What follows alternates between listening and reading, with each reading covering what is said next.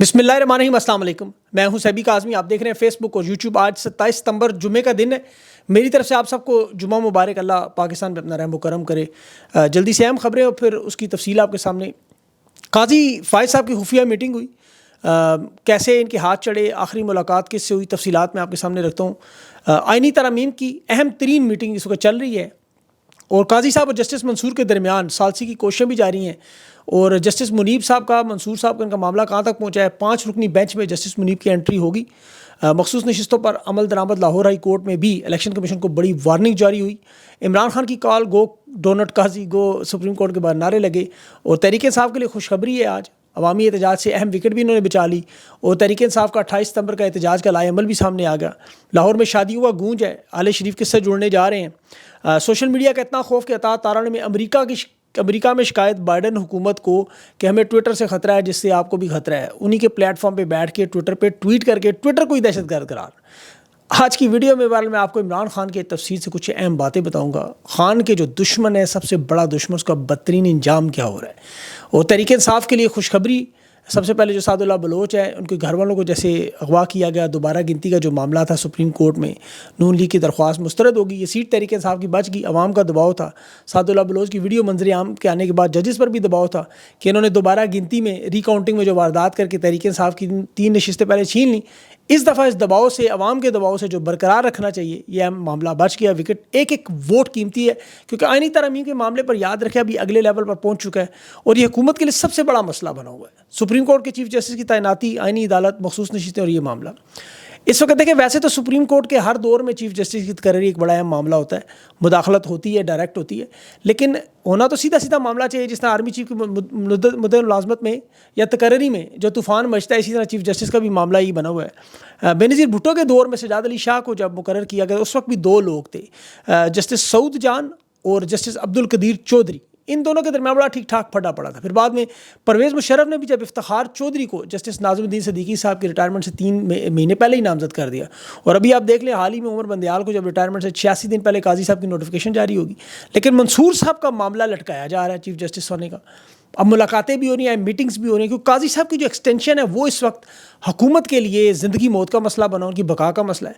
आज 10:30 बजे सुबह नेशनल असेंबली सेक्रेटेरिएट में आइनी तरमीम के बिल पर 13 नुकाती बड़ी अहम मीटिंग और स्टैंडिंग कमेटी के, इस कानून इंसाफ की जो कमेटी है, इसमें रूम नंबर 2 में पार्लियामेंट हाउस में ये मीटिंग चल रही है। और उसमें यही सर जोड़कर गौर किया गया कि इस मामले को कैसे आगे लेके चलना है।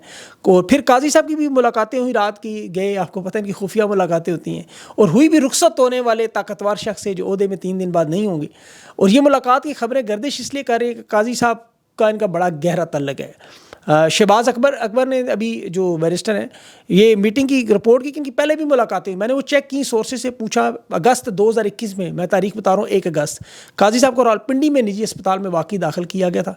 वहाँ उनकी मुलाकात हुई थी। और उस मुलाकात के फिर आप देखें, जो अभी ये 3 दिन बाद गुमनामी में गुमनाम होने जा रहे हैं ताकतवर शख्सियत, और ये भी बलोचिस्तान में रह चुके हैं। फिर काजी साहब को भी बलोचिस्तान तलक, फिर एक तकरीर भी मंजर आम थी। तो उसके बाद ये सारा मामला बना था। और उसके बाद फिर आपको पता है अदम एतमाद आई, इमरान खान का मामला हुआ, अदलिया में काजी साहब की सब जजेस के साथ जो मामलात हुए और काजी साहब सामने आए।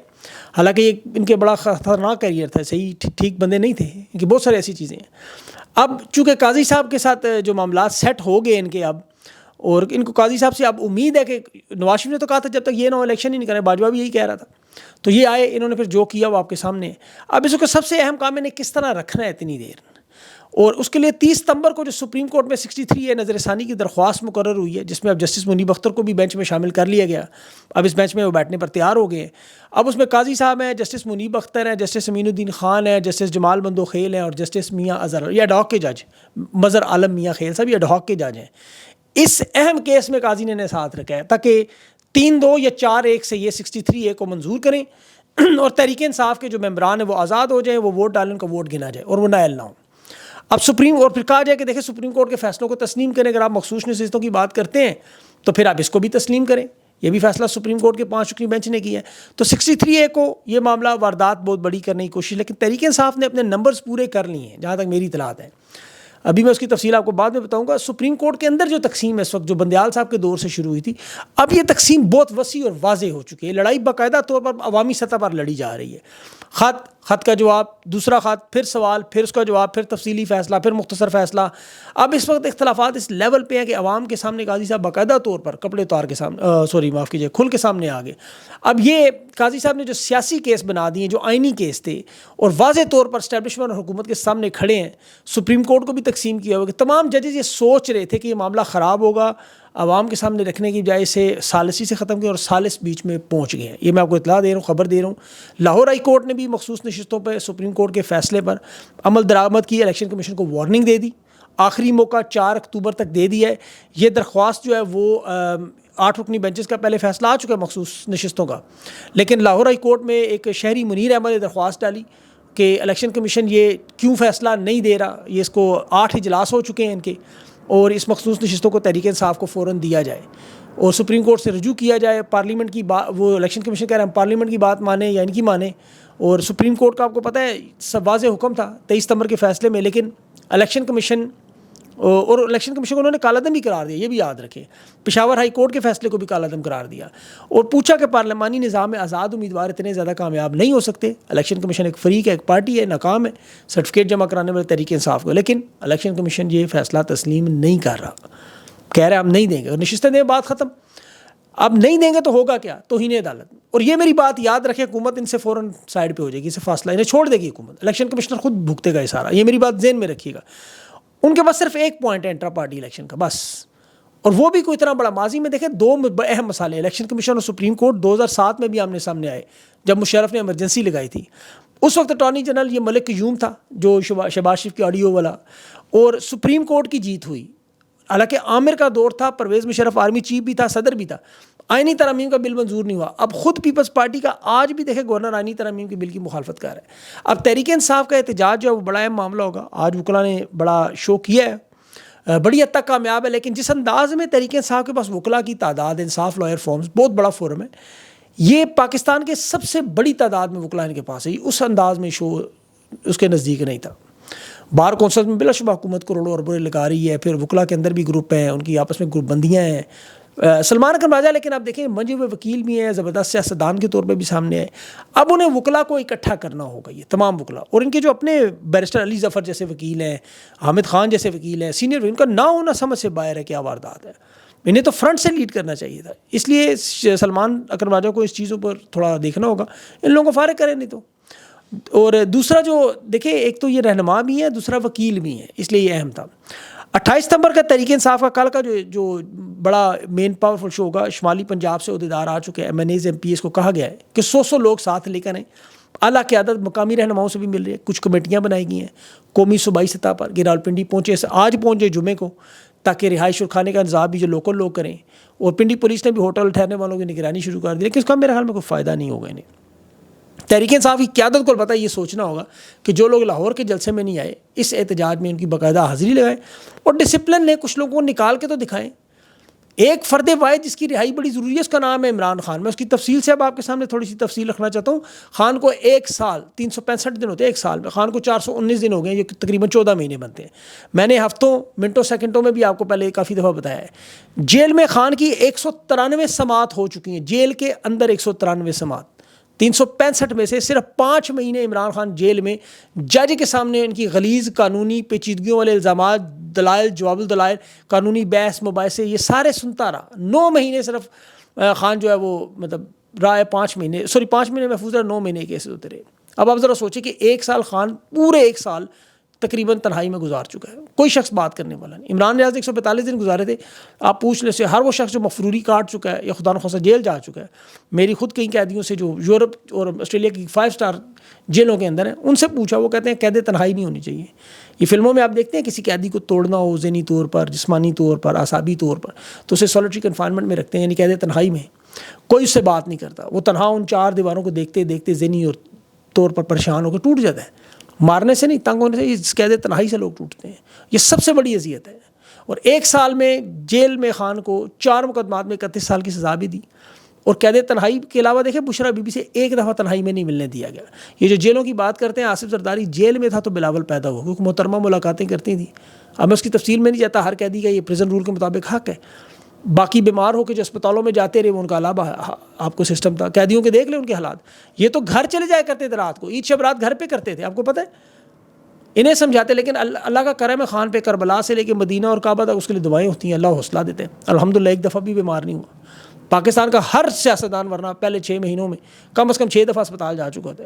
سوائے خان کو ایک دانت کے درد کے اور تھوڑی سی کان کی تکلیفیں, الحمدللہ کبھی کوئی مسئلہ نہیں ہوا. مگر یہ سب ملنے جلنے والے ساتھ کہتے ہیں خان اب پہلے سے زیادہ فٹ ہے. اور خان نے اپنے کیسز خود لڑے, بلکہ وکلاء کو پورا کیس بھی سمجھایا عدالت میں کرنا کیا ہے. نیب ترامیم میں بھی عمران خان نے اپنا کیس پریزنٹ خود کیا, اور دنیا بھر کے میڈیا کو عمران خان جیل میں بیٹھ کے اپنا پیغام پہنچاتا رہا. میڈیا میں روزانہ کی بنیادوں پر ان لوگوں نے ساری زندگی میں اتنے انٹرویو نہیں دیتے, خان نے جیل سے دے دی. 180 دفعہ عمران خان نے میڈیا سے گفتگو کی, 5 بڑے دنیا کے اخبارات میں خان کے آرٹیکل چھپے, انٹرویوز دیے. یہ عام انٹرویوز کی میں بات نہیں کر رہا جس طرح آپ عام انٹرویو دیتے ہیں, یہ ایک ذہنی اذیت والے انٹرویو. خان نے 250 کتابیں بھی پڑھی, قرآن پاک کی تفسیر بھی پڑھی, اپنے بچوں کے لیے الگ نوٹس بھی بنائے, اور جیل میں بیٹھ کے قوم کے لیے حوصلہ بھی دیتا رہا. اور دشمن آج بھی دیکھے تکلیف میں, اور اس تکلیف میں ہے کہ خان کو خوف اس کے چہرے پر نہیں ہے, مایوسی نہیں ہے, کوئی تکلیف نظر نہیں آتی.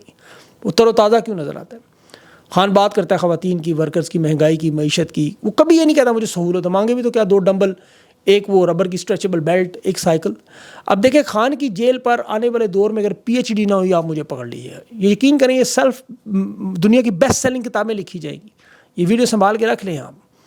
پھر جو خان اسٹریٹجی جیل میں بیٹھ کے بنا رہا ہے, حکمت عملی بنا رہا ہے کہ کیسے حکومت میں جو غلطیاں ہوئیں ٹھیک کرنی. میری اللہ سے دعا ہے پروردگار اس ملک کے لیے, پاکستان کی عوام کے لیے عمران خان کو ایک بار موقع ضرور دے, اور اتنی لمبی زندگی دے کہ وہ پاکستان کو اپنے پیروں پر کھڑا کر دے. پھر یہ جو فساد آپ کو نظر آ رہا ہے سالوں سے, یہ ختم ہو, یہ درست سمت میں ہم جائیں, اور انشاءاللہ ہوگا اللہ نے چاہا تو. خان کو اللہ نے اسی لیے زندگی بھی بار بار دی. آج جمعے کا دن آپ لوگ بھی دعا کیا کریں. اب دیکھیں خان درویش بھی ہے, اس کے ساتھ جو پنگا کرنے والے لوگ ہیں ان کا حال دیکھیں. اور یہ میں بڑی نصیحت کر رہا ہوں, اس کی وجہ دیکھیں عاشق رسول صلی اللہ علیہ وسلم کو بھی تنگ نہ کریں, آپ زندگی عذاب ہو جاتی ہے. اللہ نے قرآن میں کہا ہم نے اپنے حبیب صلی اللہ علیہ وسلم کے ذکر کے لیے روح مختص کر دی. یہ ذکر کرنے والوں کا درجہ, ذرا مقدمہ لڑنے والوں کا دیکھ لیں. ناموس رسالت کا مقدمہ کوئی چھوٹی بات نہیں, پتہ ہی نہیں لوگوں کو. ایک منٹ ٹھنڈے دل سے بیٹھ کے آپ سوچیں, آپ کو سمجھ آ جائے گی. جس نے بھی خان کے ساتھ زیادتی کی, اٹھائے تاریخ, اس کی تکلیف دی, خان کو اذیت دی, اس نشانہ عبرت بن گیا. چاہے وہ قاضی ہو, حاجی ہو, جج ہو, وکیل ہو, سیاستدان ہو, صحافی ہو, کھلاڑی, سب کا یہ حال. ہر وہ شخص جو اس کے مخالف ہے اور ذلیل و خوار کیوں ہوا, میں نام بتانے بیٹھ کے بڑی لمبی لسٹ ہو جائے. آپ کو پتہ ہے بڑی لمبی لسٹ ہے.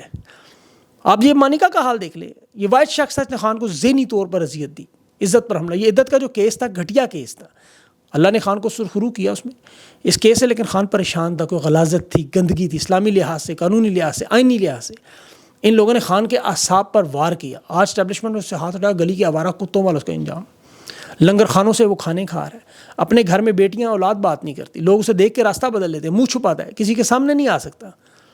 اور کسی کو کوئی گو ڈونٹ گو کے نعرے لگ رہے ہیں, کوئی لانتے پیک کر کے ڈبے میں دے رہے ہیں, کہ کوئی ایئرپورٹوں پر بھاگتا ہوا نظر آ رہا ہے, کوئی تھڑوں پر بیٹھ کے گندی گالیاں سن رہا ہے, کوئی 11 مہینے سے گھر سے ہی نہیں نکل رہا. تو یہ سب چیزیں ڈر لگتا ہے. دیکھیں یہ جو ادارے کھڑے ہیں خان کے خلاف, کیونکہ یہ پاکستان ان کے ساتھ جڑا ہوا ہے, تو انہیں اللہ سے ڈرنا چاہیے. یقین کریں نہ کریں ایسے کام. ذاتی کردار, ذاتی فعل اس حال پہ نہ گرے. ابھی دیکھیں عماد اظہر کے بارے میں انہوں نے خبریں چلائی ہوئی ہیں کہ جی شادی کر لی ہے. ویسے تو تردید دونوں طرف سے آ گئی, بھائی شادی کی, اچھا کام کیا, ثواب کا کام کیا. اب تردید دونوں نے ایک طرف سے آ گئی تو بات مان لیں, ختم. جن کا نام لگا, جن پہ الزام لگا, پھر جی عماد اظہر کی جی ویڈیو موجود ہے, وہ باہر اس لیے نہیں نکلتا. وہ آج کے دور میں ویڈیو کون مانتا ہے؟ آپ کو نہیں یقین, مریم نواز کے 3 انکل ہیں ارد گرد کھڑے ہونے, تینوں گاڑیوں میں سفر کرتے تھے, قریب رہتے تھے ہر وقت. تینوں کی خطرناک ویڈیوز, خطرناک ترین ویڈیوز. ایک نہیں بار, لیکن ان میں سے مریم کے ساتھ نہیں ہے, لیکن دیکھ لیں انہیں کوئی پرواہ نہیں. تو یہ ذاتی فعل ہیں, گناہ ثواب کا معاملہ اللہ کے پاس, نام وکیل نہ جج ہیں. جو الزام لگاتے ہیں ان کے اپنے حالات دیکھ لیں. یہ خان کی شادیوں پر پروپیگنڈے کرتے رہے, بے نظیر بھٹو کے خلاف, کبھی نصرت بھٹو کے خلاف, کبھی پاکستان کی خواتین کے خلاف. ہمیشہ یہی واردات کی پوری ایک تاریخ ہے, یقین کریں پوری ایک تاریخ. وہ میں نہیں دہراتا, لیکن کہ اپنے گھروں میں دیکھیں. وہ جنید بیچارے کی شادی, مجھے ترس آتا ہے, اس کا گھر ٹوٹا, والدہ کا ہاتھ تھا اس کا سارا, نوجوان بچے کی زندگی تباہ کر دی. کاروباری شادی کرے, پھر کاروباری شادی اگلی علیم خان کے گھر پہنچ گئے. یہ اقتدار اور تجارتی سودے میں پہلے سمدی اسحاق ڈار, پھر سمدی سیف الرحمان, اب سمدی علیم خان. یہ تجارت, حکومت, اقتدار, بچوں کی تباہی بربادی. یقین کریں اللہ نے ہدایت دے, عوام کے ساتھ ظلم کرے, اپنے بچوں کے ساتھ بھی ظلم کر رہے ہیں. اور اس سے زیادہ بدقسمتی کیا ہے پاکستان کی؟ یہ دیکھیں سیاسی جماعتوں کا اب مستقبل ختم ہو چکا ہے. وہ بھٹو کے نام کی بنی ہوئی پیپلز پارٹی بلاول لیگ بنی ہوئی ہے, اور مسلم لیگ جو ہے وہ تو اب ٹوٹلی یہ شریف خاندان بن چکی ہے. اس میں آگے آنے والے ہے ہی کوئی نہیں نظر. تحریک صاحب واحد جماعت ہے, کوئی وراثتی عہدیدار نہیں ہے. اسٹیبلشمنٹ پوری کوشش بھی یہی کر رہی ہے. بلاول کے لیے اچھا وزیر اعظم بننے کی پوری کوشش, جو پہلے بھی بتایا, ایک تو وہ ٹونی بلنکن کی سپورٹ ہے, اسے بڑی اسٹیبلشمنٹ کی سپورٹ ہے. شہباز شریف کو مائنس بھی کر دیا جائے, لیکن مسئلہ یہ کہ ووٹر نہیں ہے, عوام نہیں ہے ان کے ساتھ. یہ تھوڑا سا مسئلہ ہے ان کا, تھوڑا سا بھر.